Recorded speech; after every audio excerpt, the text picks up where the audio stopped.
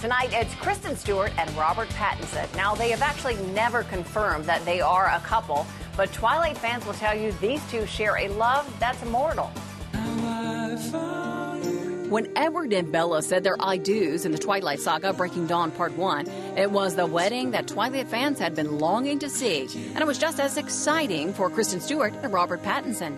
What was going through your mind when you were doing the wedding scene? Why was it emotional? We've been really lucky to like each other.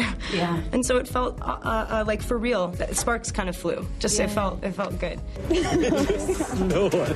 I just didn't want to mess her up because she was there. But yeah, she was, I guess, you just suddenly, you realize that it's about the bride, a wedding. It's so not about the groom at all.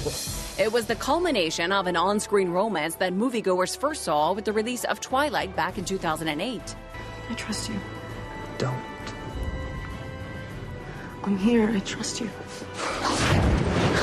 It becomes interesting when she meets this character, Edward Cullen.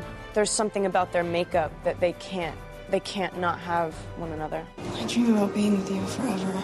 It seemed 17-year-old Kristen was drawn to 21-year-old Robert the moment they met at his audition, a time they both recalled for Oprah in 2010.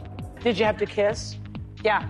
For the audition? Yeah. And that wasn't in they didn't We prepare had to. us for that. She'd done it with a whole bunch of guys. I had done it with a bunch of guys. He was the last one that came in. No, he really was actually the sloppy seconds. Yeah, I know. That's so cool. If real romance were brewing on the set of Twilight, you didn't hear about it from these two, but Robert did seem sad that their working relationship might be over. Yeah, I'd love to work with Kristen again. I've no doubt I'm going to be able to work with her for quite a few years. Of course, with Twilight earning nearly $400 million, they would immediately start work on the sequel, New Moon.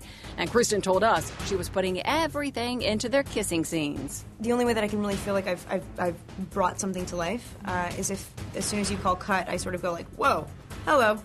You know what I mean? Like, a snap back. By now, the couple was sharing an off-screen love affair that could have been the worst-kept secret in Hollywood. These two would still not acknowledge it. The only way that I'm able to stay sane is to protect myself, and, like, I know that it doesn't matter how you answer a question, it's gonna, like, tip. Someone's gonna say, she's totally with him, or, no, I don't think she is. So it's sort of like, I don't care. When asked, why don't I make my life easier and just, like, say why, do you think it would stop there? It was only last year, as the most recent chapter in the saga was about to hit screens, that Kristen, talking to a British magazine, would finally mention her English boyfriend. She did not name him, but did she really have to?